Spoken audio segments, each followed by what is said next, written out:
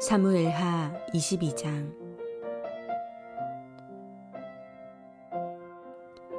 여호와께서 다윗을 모든 원수의 손과 사울의 손에서 구원하신 그날에 다윗이 이 노래의 말씀으로 여호와께 아뢰어 이르되, 여호와는 나의 반석이시오 나의 요새시오 나를 위하여 나를 건지시는 자시오 내가 피할 나의 반석의 하나님이시오 나의 방패시오 나의 구원의 뿌리시오 나의 높은 망대시오 그에게 피할 나의 피난처시오 나의 구원자시라.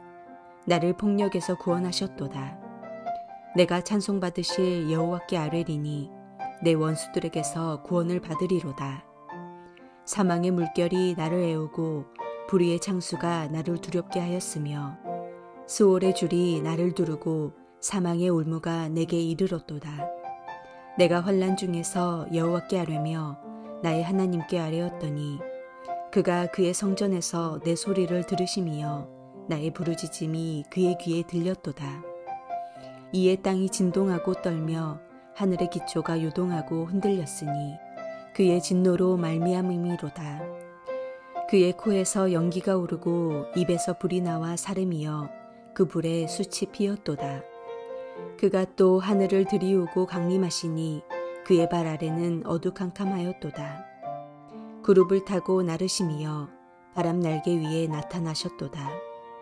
그가 흑암 곧 모인물과 공중의 빽빽한 구름으로 둘린 장막을 삼으심이여 그 앞에 있는 광채로 말미암아 숯불이 피었도다. 여호와께서 하늘에서 우레소리를 내시며 지존하신 자가 음성을 내시며 화살을 날려 그들을 흩으시며 번개로 무찌르셨도다. 이럴 때에 여호와의 꾸지람과 콧김으로 말미암아 물밑이 드러나고 세상의 기초가 나타났도다. 그가 위에서 손을 내미사 나를 붙드시며 많은 물에서 나를 건져내셨도다. 나를 강한 원수와 미워하는 자에게서 건지셨으며 그들은 나보다 강했기 때문이로다. 그들이 나의 재앙의 날에 내게 이르렀으나 여호와께서 나의 의지가 되셨도다. 나를 또 넓은 곳으로 인도하시고 나를 기뻐하심으로 구원하셨도다. 여호와께서 내 공의를 따라 상 주시며 내 손의 깨끗함을 따라 갚으셨으니 이는 내가 여호와의 도를 지키고 악을 행함으로 내 하나님을 떠나지 아니하였으며 그의 모든 법도를 내 앞에 두고 그의 규례를 버리지 아니하였음이로다. 내가 또 그의 앞에 완전하여 스스로 지켜 죄악을 피하였나니 그러므로 여호와께서 내 의대로 그의 눈앞에서 내 깨끗한 대로 내게 갚으셨도다. 자비한 자에게는 주의 자비하심을 나타내시며 완전한 자에게는 주의 완전하심을 보이시며 깨끗한 자에게는 주의 깨끗하심을 보이시며 사악한 자에게는 주의 거스리심을 보이시리이다. 주께서 공고한 백성은 구원하시고 교만한 자를 살피사 낮추시리이다. 여호와여, 주는 나의 등불이시니 여호와께서 나의 어둠을 밝히시리이다. 내가 주를 의뢰하고 적진으로 달리며 내 하나님을 의지하고 성벽을 뛰어넘나이다. 하나님의 도는 완전하고 여호와의 말씀은 진실하니 그는 자기에게 피하는 모든 자에게 방패시로다. 여호와 외에 누가 하나님이며 우리 하나님 외에 누가 반석이냐. 하나님은 나의 견고한 요새시며 나를 안전한 곳으로 인도하시며 나의 발로 암사슴발 같이 하시며 나를 나의 높은 곳에 세우시며 내 손을 가르쳐 싸우게 하시니 내 팔이 놋활을 당기도다. 주께서 또 주의 구원의 방패를 내게 주시며 주의 온유함이 나를 크게 하셨나이다. 내 걸음을 넓게 하셨고 내 발이 미끄러지지 아니하게 하셨나이다. 내가 내 원수를 뒤쫓아 멸하여 싸우며 그들을 무찌르기 전에는 돌이키지 아니하였나이다. 내가 그들을 무찔러 전멸시켰더니 그들이 내 발 아래에 엎드려지고 능히 일어나지 못하였나이다.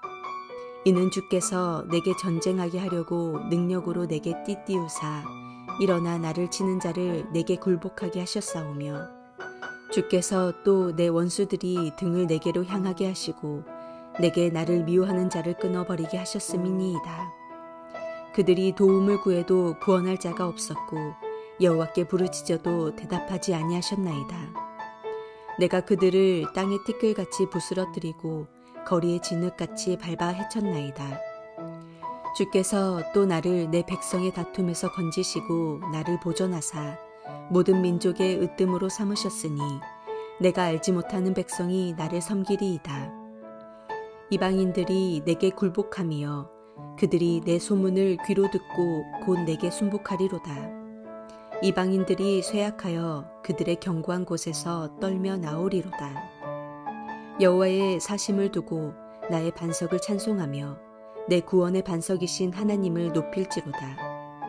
이 하나님이 나를 위하여 보복하시고 민족들이 내게 복종하게 하시며 나를 원수들에게서 이끌어내시며 나를 대적하는 자 위에 나를 높이시고 나를 강포한 자에게서 건지시는도다. 이러므로 여호와여, 내가 모든 민족 중에서 주께 감사하며 주의 이름을 찬양하리이다. 여호와께서 그의 왕에게 큰 구원을 주시며 기름 부음 받은 자에게 인자를 베푸시며 영원하도록 다윗과 그 후손에게로다 하였더라.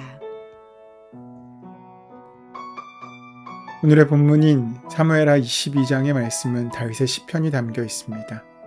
다윗이 하나님께서 자신의 인생에 주신 승리의 은혜를 찬미하는 내용입니다.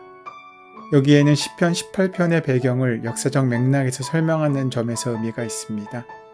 그런데 이 시편은 특별히 메시아적 선언이 담겨 있는 시편으로서 예수 그리스도께서 친히 하시는 말씀들이 담겨 있습니다. 오늘 본문은 역사적 사실의 기록뿐만 아니라 다윗의 믿음의 고백입니다. 다윗이 많은 것에 재능을 가진 왕이었지만 사실 그에게 가장 탁월한 일은 주님을 찬양하고 노래하는 일이었습니다.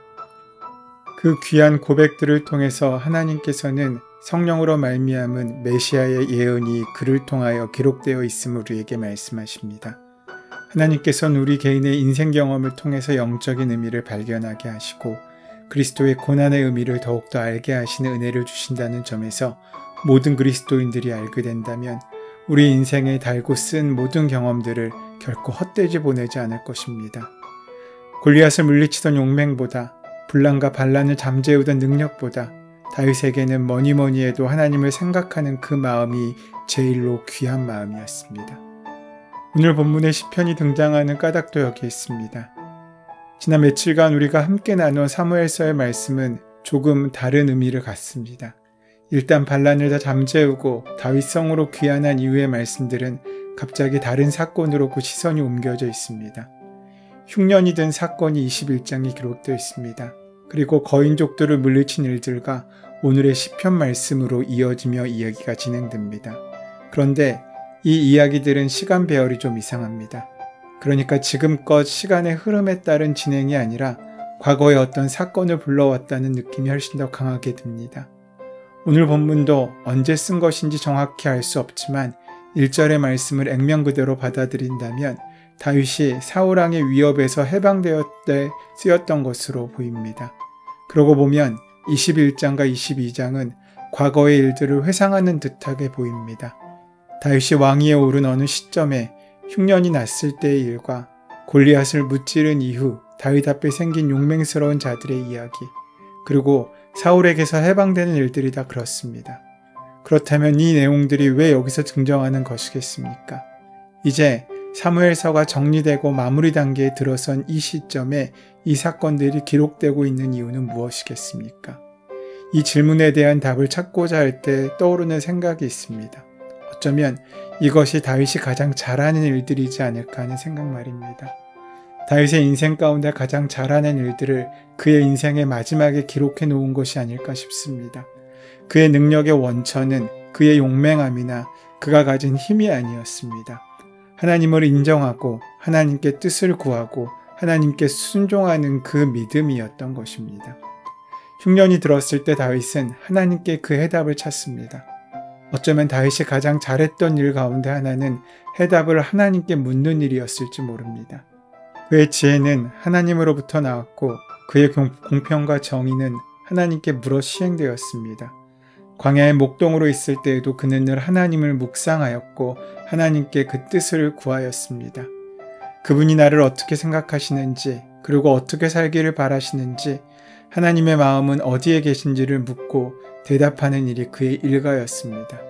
그 속에 그는 자신의 길을 선택했습니다.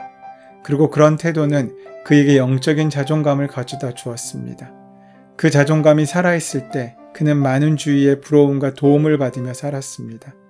그런 영적인 자존심으로 인해 하나님의 복과 은혜가 그를 떠나지 않았던 것입니다. 그리고 결정적인 것은 그 삶의 결과, 그는 모든 것에 감사하는 태도를 갖게 되었습니다.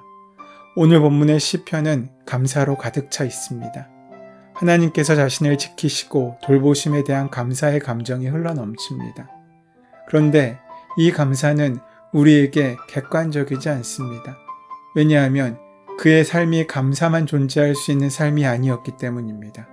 그는 늘 억울함 속에 살았습니다. 아들이면서 소외되는 삶을 살아야 했고 하나님의 선택으로 인하여 받은 기름 부음인데 그 기름 부음 때문에 죽을 고비를 여러 번 넘겨야 했습니다. 왜 그래야 하는지 알 수 없는 도망다 신세로 세월을 보내야 했고 누군가의 미움을 받기도 했습니다. 이런 삶이 어떻게 감사한 삶이라고 할 수 있겠습니까? 아마도 보통의 우리라면 속상함과 분노에 하나님을 원망하는 그 마음이 절로 생겼을지 모릅니다.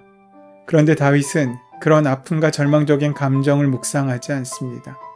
그의 시에는 그런 넋두리가 없습니다.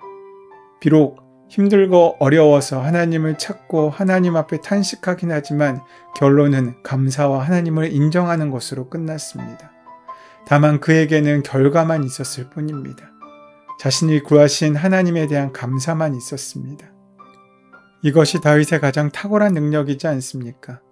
그리고 그 내용을 우리에게 전해주는 말씀의 의도는 우리 또한 이것을 잘해야 한다는 말씀으로 주시는 것이지 않겠습니까?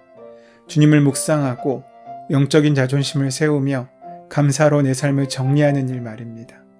감사할 수 있는 일만 기억할 때 우리 삶에는 많은 감정들과 생각들이 존재할 수 있지만 우리는 그때 지나간 아픔과 슬픔과 고난을 이길 수 있을 힘을 하나님께 얻을 수 있습니다.